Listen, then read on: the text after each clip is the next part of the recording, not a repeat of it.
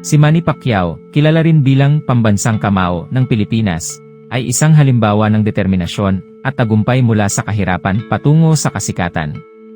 Ipinanganak noong Disyembre 17, 1978 sa maliit na bayan ng Kibawe sa Bukidnon. Ang kanyang kwento ay isang inspirasyon para sa marami.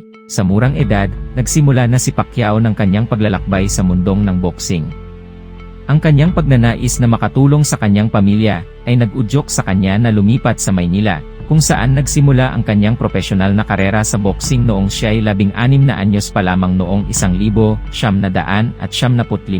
Sa bawat laban, ipinakita ni Pacquiao ang kanyang kahusayan sa iba't ibang weight classes.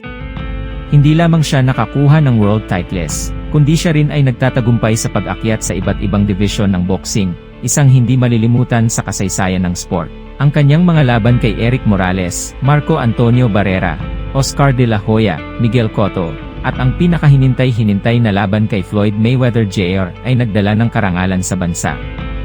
Ang kanyang estilo ng laban, ang kanyang bilis, at ang kanyang puwersa ay nagbigay inspirasyon sa mga sumusubaybay at nag-angat sa pangalan ng Pilipinas sa larangan ng boxing. Ngunit hindi lang sa boxing nagtagumpay si Pacquiao. Nagsilbing kongresista at senador sa bansa. Nagamit niya ang kanyang impluwensya upang makatulong sa kanyang mga kababayan. Ang kanyang pagsusumikap sa larangan ng politika ay nagpapakita ng kanyang dedikasyon sa pagtulong sa bayan.